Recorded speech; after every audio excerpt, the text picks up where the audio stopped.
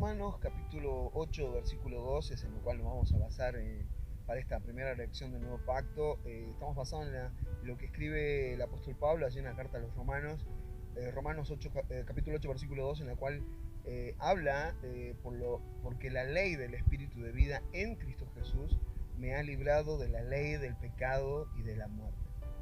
En base a ello vamos a estar basándonos al menos estas dos lecciones. Quisimos empezar de esta manera. Una persona que nace de nuevo tiene una resurrección espiritual, puntualmente espiritual, y les dada la nueva naturaleza de Cristo. Mucha gente tiene paradigmas en la mente de creer que esto es una religión, y mientras crea en eso puede de pronto puede creer que asistir a ciertos lugares donde se practican cultos, reuniones, que eso garantiza, o son personas que pueden de pronto creer que han experimentado de esa manera el nuevo nacimiento, y verdaderamente esto no es así. El nuevo nacimiento no está dado por el lugar donde voy. El nuevo nacimiento es una experiencia de una instancia espiritual. El nuevo nacimiento no corresponde ni al campo del cuerpo, porque voy a un lugar, ni al campo del alma, por lo que puedo haber sentido las sensaciones del momento, sino el nuevo nacimiento es una experiencia espiritual que no tiene nada que ver con el lugar donde vayamos, aunque definitivamente el lugar donde nos alimentamos de la palabra sí va a marcar en nuestra mente, en nuestro crecimiento. El trazo de la palabra del lugar donde asisto sí va a marcar mi vida y va a marcar mi crecimiento. La salvación no depende de doctrinas, es una experiencia de la vida de Cristo impartida en nosotros, pero la manera como o sobre la cual se interprete la palabra sí tiene un impacto en las personas. Por eso es tan importante poder seguir una línea de palabra, o por eso es tan importante el trazo de la palabra, que de los lugares o de las fuentes en las cuales yo me alimente. Por eso muchas personas siguen de pronto quizás atadas al legalismo. No conocen su verdadera identidad, no conocen quiénes son, ni para qué están aquí en la tierra. En ese sentido, de hermandad, recuerdo por ahí canciones que antes cantábamos, bueno, no importa la iglesia que vayas, sí importa en este sentido, en materia de congregación obviamente, sí va a tener incidencia el trazo de la palabra y el lugar que yo elija para mi crecimiento en ese sentido. Por ese lado sí es muy importante, tenemos que mirar ello y lo importante que juega el papel congregacional desde la perspectiva de mi crecimiento. Dentro de ese marco obviamente vamos a ver una gran diferencia en la enseñanza, en la revelación. Eso sí es contundente para mi vida. No toda persona que asista a una congregación cristiana ha experimentado el nuevo nacimiento, de lo cual habla la Escritura. Por eso hablamos de manifestaciones, que obviamente sí se tiene que manifestar la vida de Cristo en nosotros, se tiene que manifestar esa vida de Cristo en nosotros, y esa vida de Cristo tiene que salir, tiene que ser expresada a través de nuestras vidas. Por eso Él habla de gloriarnos en nuestras debilidades. Es algo que va más allá de nuestras connotaciones y cualidades de nuestra vida natural aquí en la tierra. Nosotros tenemos esa limitante, nuestra vida natural es una limitante. En nuestra vida natural realmente es una limitante, por eso tenemos que entender, y habla la Escritura obviamente, que en Cristo, o sea en esta nueva naturaleza, nuestra vida no tiene límites. Por eso hablamos la vida tan... por eso hablamos, de pronto hay personas que de pronto pueden tener un temperamento que todavía no ha cambiado, inclusive de algunos cristianos que de pronto no pueden dominar algunas instancias de su vida, pero la vida de Cristo sí puede dominar esas instancias. La vida de Cristo, esta nueva naturaleza, sí puede dominar nuestro carácter, nuestro temperamento. Recuerda que dice la Escritura que no nos ha dado espíritu de cobardía, sino de poder, amor y de dominio propio. La ley de vida es la que naturalmente se tiene que ir manifestando en nosotros. No es una situación de esfuerzo personal, no tiene nada que ver con el esfuerzo personal, pero desgraciadamente tenemos que identificar de dónde es que está depositada para ir entendiendo. Digo desgraciadamente no porque sepamos dónde se encuentra, sino que hay mucho terrenal o hay mucho carnal en nuestras vidas todavía. Todavía en nosotros todavía juzgamos o miramos a la gente por lo que vemos, por fuera, por su instrucción académica, por su instrucción, sí, académica, cultural, el lenguaje que tienen, y ese es el lenguaje este lenguaje, digamos, no tiene nada que ver con la nueva naturaleza, no tiene nada que ver con el espíritu. Hay que entender dónde quedó depositada esta vida. ¿Dónde quedó depositada esta vida del espíritu? Alguien que no ha nacido alguien que verdaderamente no ha nacido de nuevo, esto lo hago de manera de pregunta, ¿tendrá esa ley del espíritu de vida dentro? Alguien que no ha nacido de nuevo tendrá la vida Zoe. La vida Zoe en el griego habla de la misma vida de Dios, que procede de la naturaleza de Dios. Alguien que no ha nacido de nuevo tendrá esta ley del espíritu de vida. Tendrá alguien que ha nacido de nuevo, que no ha nacido de nuevo, esta vida Zoe, esta vida que procede de Dios. Alguien que no nació de nuevo tendrá todo ello. Verdaderamente no la tiene, no ha sido adquirida.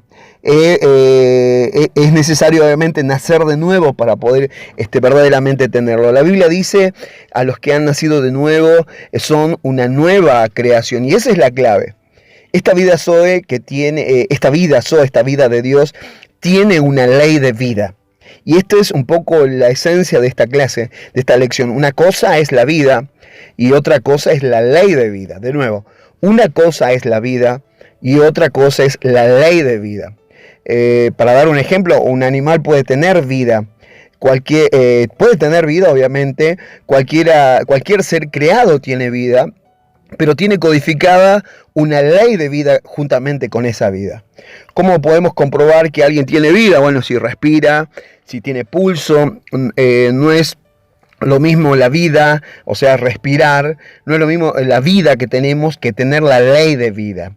Vida es lo que es que respiremos, pero será eso una ley de vida. Respirar será una ley de vida.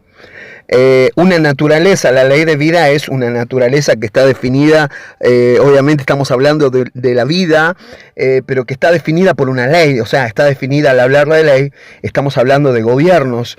Es una vida que respirar, una naturaleza, pero que tiene una ley que lo gobierna, quiere decir. Esa es la ley de vida, una ley que gobierna esa vida que portamos, una ley que gobierna, que está unida a una vida y es dependiente de su genética, de una genética, de la instrucción genética que posee. Por ejemplo, si tenemos de pronto un perrito, que siempre ponemos de ejemplo el perrito tiene vida. ¿Y cómo se da cuenta que tiene vida? Porque usted lo ve que va creciendo, porque lo ve que va creciendo de tamaño. Un niño puede crecer, sí, y los dos tienen vida, tanto un perrito como un niño, disculpe la comparación allí, pero los dos tienen vida, por eso pueden verdaderamente crecer. Pero ¿tendrán la misma ley de vida tanto el perro como el niño? ¿Pero tienen la misma ley de vida? No. Ambos no tienen la misma ley de vida. Verdaderamente, cuando hablamos de ello, son diferentes, son de diferentes especies, tienen una genética diferente. Ahora, la genética, ¿qué le ha dado al ser? ¿Qué parte?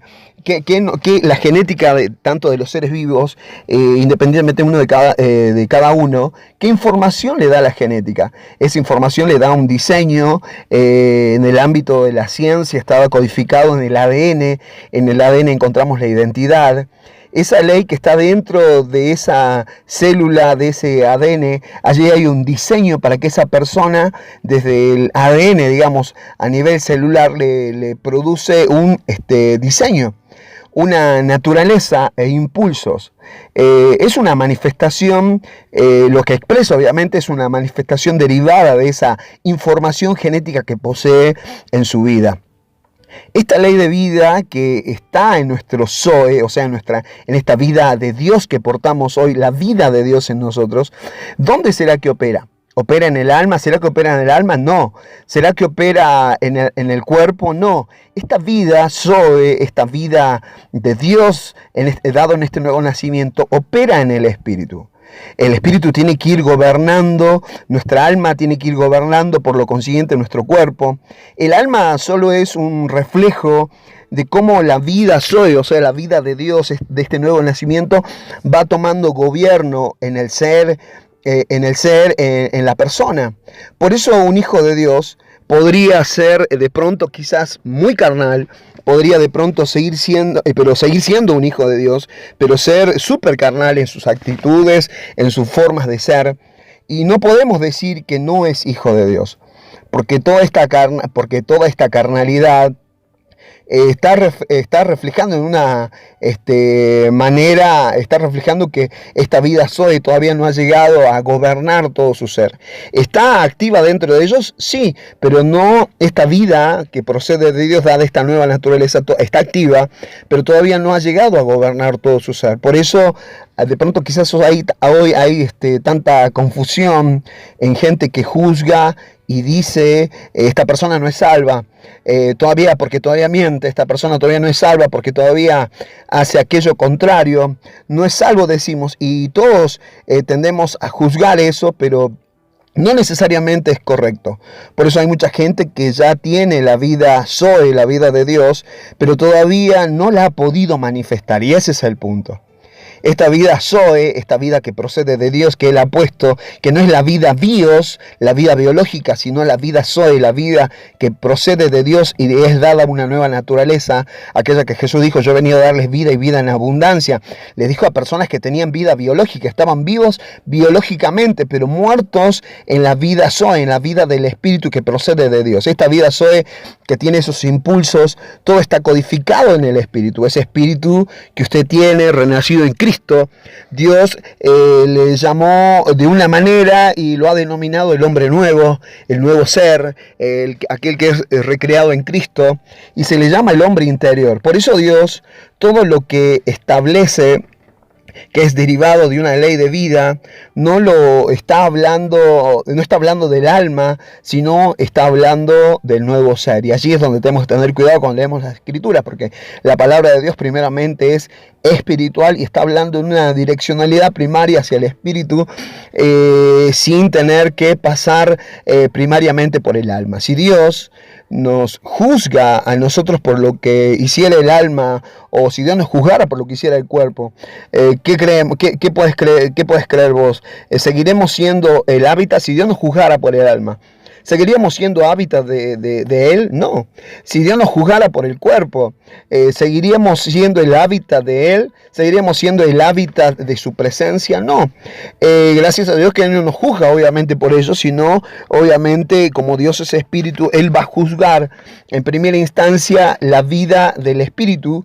Él va a juzgar, lo cual ya ha sido juzgado y nos ha dado vida en el espíritu, pero lo que tiene que estar subordinándose, o aquello que tiene que ir reflejando y ganando territorio, es el espíritu, esa vida Zoe, ganar campo a materia del alma y a materia del cuerpo.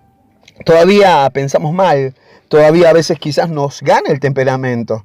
Si el hábitat sería el alma, ya nos hubiera dicho, más si yo los dejo, me voy. Si el hábitat sería el alma, quizás ya nos hubiera dejado. Pero gloria a Dios que su hábitat obviamente es el espíritu. Eso es lo que a quien no se le ha revelado el nuevo pacto, o cómo opera el nuevo pacto, son los que generalmente están condenando a los demás y practican la doctrina de la condenación, cuando sabemos escrituralmente que hemos sido llamados al ministerio de la reconciliación. De pronto es aquello que tenemos que tener bien en claro en estos días puntuales, en estos días en los cuales nosotros estamos viviendo. No han avanzado en el alma, no han avanzado verdaderamente en el alma ni en el cuerpo.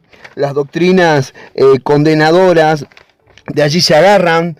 Por eso tenemos que entender que todo lo que tenemos depositado fue depositado en una nueva persona, llamada la nueva creación, un nuevo ser. Ese es perfecto y, como dice el apóstol Pablo, no peca. Fue creado en Cristo. Y esa es la potencia de estar en Cristo. Fue creado en Cristo y esa es la potencia verdaderamente de estar en Cristo. No está la potencia en ser cristiano. Hay gente que de pronto dice, yo ya soy salvo porque soy cristiano. Cristo ni siquiera vino a traer el cristianismo.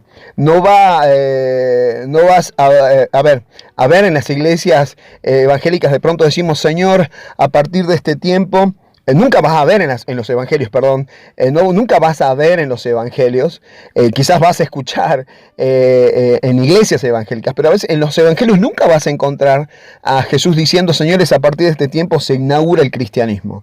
Sino, dice la Escritura, yo he venido a llevarlos al Padre, a revelarlos al Padre.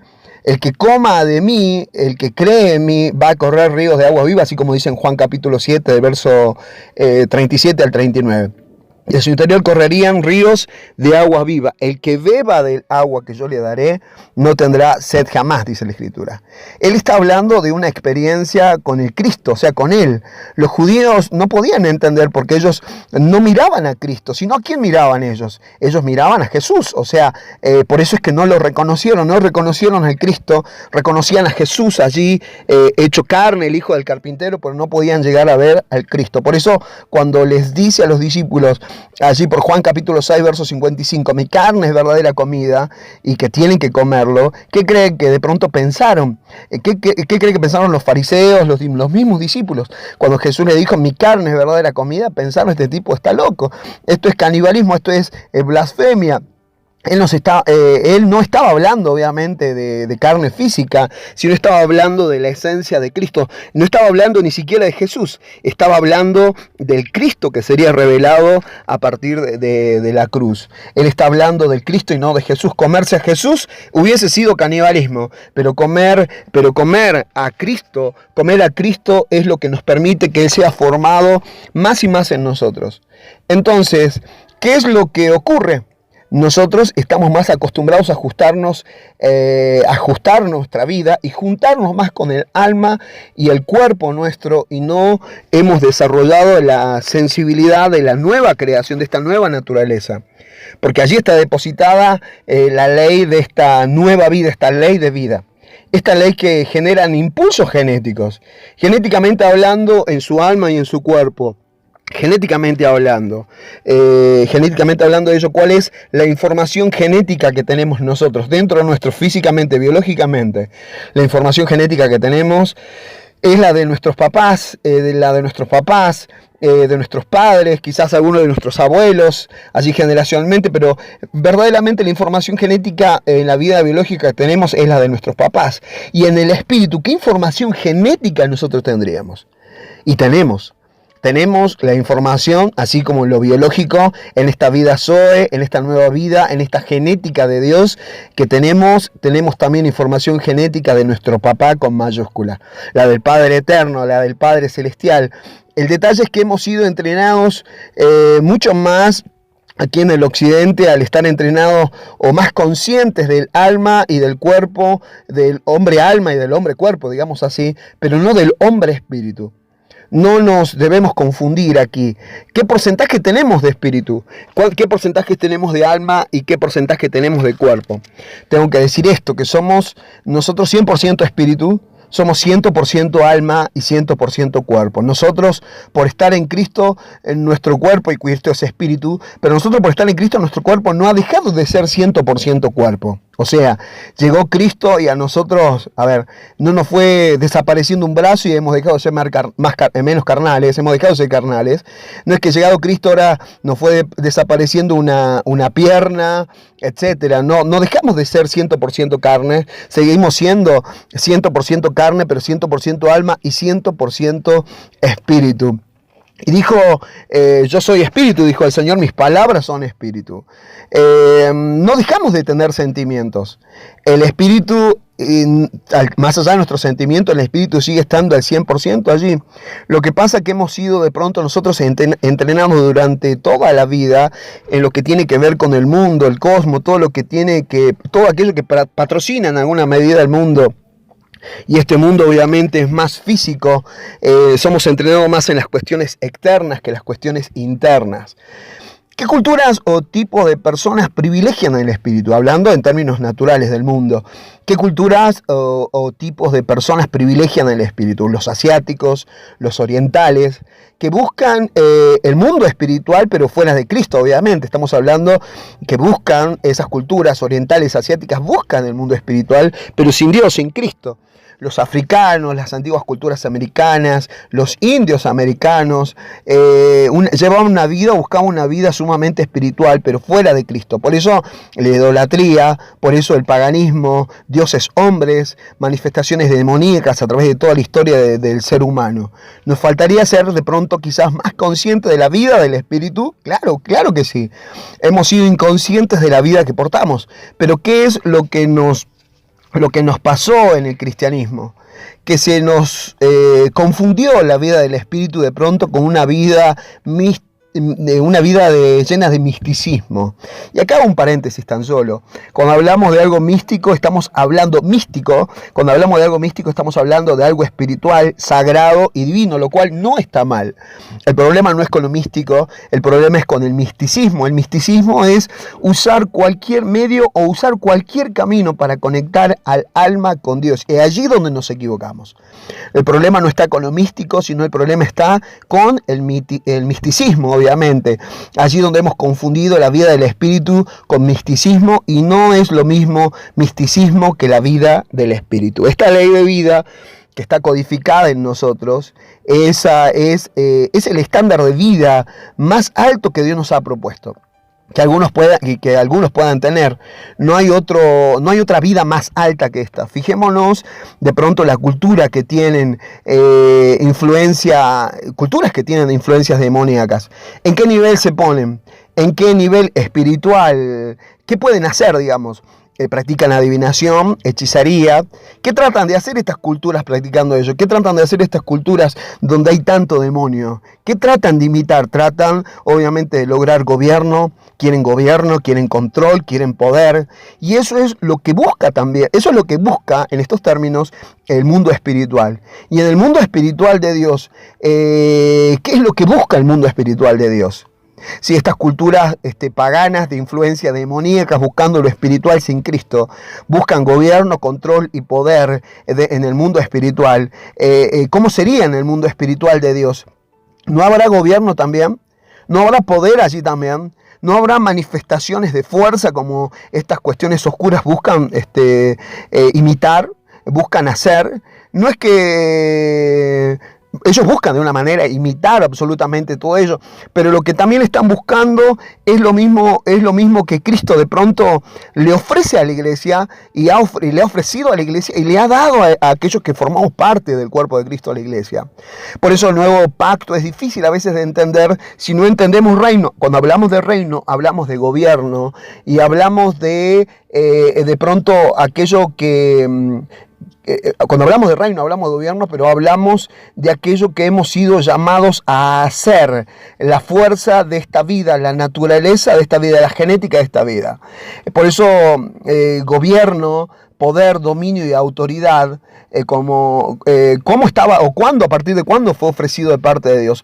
Si miramos allí por Génesis 1:28, ya desde Génesis, allí a Adán, Dios le habló de estas cualidades espirituales también. Le dijo, vas a fructificar, vas a crecer. Le habló de poder, le habló de dominio, le habló puntualmente de gobierno. ¿Y esto lo inventó el diablo? No, el diablo lo ha tratado de imitar como todas las cosas y como te he mencionado allí en Génesis 1:28. ¿Qué es lo que hablaba? Bueno, primero le dijo que iban a ser fructíferos, o sea, fructíferos productivos. Iba a haber expansión, o sea, crecimiento. Iban a llenar la tierra y someterlo. O sea, estaba hablando de gobierno, de conquista, de conquistar. Y allí, a partir de allí, vendría una manifestación y una expresión de gobierno, conforme planteada Génesis 1:28 del gobierno de Dios. Mira, si no eres productivo, a veces, ¿cómo queremos gobernar? Y esto es algo ya para ir cerrando un poco esta parte. Si no somos productivos, ¿cómo queremos gobernar sin ser productivos?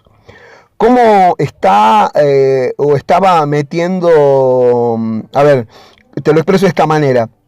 Realmente el hombre siempre ha sido puesto para poder desarrollar en la tierra un proceso productivo. Si usted quiere, hablando en estos términos, un proceso industrial. si eres productivo y luego creces, y después de crecer conquistas, y lo que conquistes, mediante lo que conquistes, entonces vendrá el gobierno. Por eso las grandes marcas son productivas, y al ser productivas empiezan a conquistar al gobierno, y como conquistan el gobierno pueden gobernar economías. Imagínense una nación altamente productiva, como esta nación que nace de Dios, que es su iglesia, una nación altamente productiva que de esa producción la pueda comercializar y allí se expanda a otras naciones. ¿Qué capacidad tendrá esta nación? ¿Qué capacidades tendría una compañía que haga esto? Lo puede llevar a niveles macros, digamos de esta manera, en el mundo, y puede desestabilizar en una manera naciones, economías, marcas. Estadísticamente, cuando se establece un gran supermercado en un lugar que forma una cadena de supermercados, varios negocios chicos cierran. ¿Por qué cierran? No pueden competir en precio, no pueden competir en servicio, en calidad, en comodidad, surtido. En el hombre recreado, que somos nosotros, su iglesia, aquellos que hemos nacido de nuevo, en el hombre recreado están estas cualidades codificadas. Esa es la ley de vida que nos tiene que gobernar. En el hombre recreado, reitero, estas cualidades están codificadas para que todo esto ocurra, para que su gobierno ocurra, para que podamos ser productivos, expansivos, someter, conquistar, todo lo que hemos mencionado y lo que Génesis capítulo 1, 28 menciona. Para que todo esto ocurra, ¿hay cualidades creativas en nosotros? Claro que lo hay. ¿Hay capacidades de conquista en nosotros? Claro que lo hay. ¿Hay capacidad de expansión en nuestras vidas codificado? Claro que lo hay. Y de gobierno también. Pero es en el orden divino. Los pueblos altamente espirituales, como espirituales estoy hablando, no necesariamente porque espirituales a veces sin Dios, como por ejemplo Japón, más allá que tiene una alta tasa de gente, de cristianos o de hijos de Dios. Por ejemplo, Japón tiene una visión de la espiritualidad, pero serán productivas, son ordenadas, han conquistado. ¿Tienen potencia? Sí, porque Japón es una potencia productiva, ordenada, y se han convertido por ello en una potencia. Claro que desde el punto de vista de Dios, no tienen quizás en todas sus áreas y negocios a Cristo, pero estamos viendo cómo la gente espiritual, ¿sí? Debería y tendría que ser una potencia sobre su alma y también sobre su cuerpo. ¿Cuál es de pronto quizás la enfermedad número 1 en materia de niños en Estados Unidos, en Canadá, en México también, que tienen de pronto altas tasas de obesidad, de a veces hasta de un 70%, de obesidad infantil, de hasta un 70%? Japón, no estamos hablando de un sentido estético, Japón tiene un porcentaje de un 5%. En el hombre espiritual está todo codificado verdaderamente. El hombre espiritual está realmente todo codificado, y no estamos hablando de estética, sino estamos hablando de patrones que en el mundo espiritual pueden llevarnos a alcanzar un estándar de vida distinto. Por eso se llama la ley del espíritu de vida. Esta ley de vida nos tiene que llevar a al nivel más alto que un ser humano puede llegar. ¿Por qué? Porque tiene la mente de Cristo, porque tenemos la mente de Cristo. Tenemos su naturaleza, realmente tenemos toda su genética dentro de nuestro. El problema es que tiene que ver, para que lo expresemos o no, tiene que ver con la cultura en la cual nosotros hemos de pronto nacidos, para que esta ley de vida pueda rápidamente salir, porque está dentro de nuestro ser. ¿Será nuestra cultura en estos tiempos una cultura altamente espiritual? No. Esta ley de vida, ¿dónde quedó instalada esta ley de vida? En el hombre espíritu, llamada la nueva creación. Esta ley de vida que habla la Escritura nos impulsaría al mayor nivel de vida que un hombre pudiera tener, porque tiene obviamente lo más alto y el factor más importante que alguien puede tener en esta vida: Cristo, su naturaleza, su genética. Si el hombre espiritual, que tiene la vida Zoe, la misma vida de Dios, va creciendo, ¿qué le irá pasando de pronto al alma? Si el hombre espiritual, que tiene la vida Zoe, el espíritu, va creciendo, ¿qué le irá pasando al alma? el alma no es que irá siendo 90%, 70%, 50%, sino que esa alma irá siendo gobernada por esa vida del espíritu. Miren la incidencia que tiene de pronto la cultura. La identidad, tenemos que entender esto porque culturalmente hemos malentendido ello. Nuestra identidad no está dada por lo que tenemos, o sea, la identidad no está dada por lo que tiene, auto, casa, negocio, sino por lo que Él es en su naturaleza y genética en nosotros. Nuestra vida no está determinada por lo que alcancemos ni hagamos, sino por lo que somos en Él. Él determina verdaderamente nuestra identidad. La cultura del mundo nos mide por lo que tenemos. Estamos más enfocados en tener y menos enfocados en ser. ¿Qué contiene esta ley de vida? Tiene un componente extraordinario que nos habilita para alinearnos a Cristo. El alma quiere dejar contento de pronto al cuerpo y entonces allí se produce llamémosle así, la dictadura del cuerpo. Antes de la caída, antes de que el hombre pecara y cayera de su posición, hablemos correctamente, estaba el gobierno del espíritu. La demanda del cuerpo, o la demanda verdaderamente del cuerpo, la tiranía de pronto, o la dictadura del cuerpo, de lo sensorial, lo ha llevado a hacer lo que hizo. La mezcla de culturas también es lo que nos hizo mal a nivel de los creyentes, y hemos predicado realmente todo este tiempo, hemos tratado de educar, hemos tratado de que la gente creciera, pero mezclando las diferentes instancias, las diferentes temporadas o los diferentes pactos que Dios había realizado. ¿Cuál es la cultura que se debería manifestar en nuestras vidas? La cultura del reino, de ese reino espiritual, de esta nueva naturaleza que portamos. Lo que estamos haciendo es desaprender o quitar lo plantado por las culturas, lo que habla Mateo 15:13, que he venido a quitar lo que mi Padre no ha plantado. Toda cultura antes de ser cultura ha sido un culto. Toda cultura antes de ser fue en alguna medida un culto. De allí radica obviamente la palabra cultura. Abraham, fíjense, mire, Abraham en la palabra Dios le dijo: sal de tu casa, de tu parentela. ¿Saben qué? El padre de Abraham, el patriarca, era un brujo. Practicaba, además, hacía ídolos de ellos. Pero Dios le llamó a que saliera de esa cultura, saliera de esa parentela, de aquello que lo asociaba, de aquello de pronto a lo cual él tenía incidencia a la cultura que había vivido. La iglesia realmente no tiene luchas para ganarle al diablo, porque ya está vencido y colocado bajo los pies realmente de la iglesia. Finalmente, tengo que decirte así, hablando de esta nueva naturaleza, que realmente ha vencido al diablo por el poder de la cruz.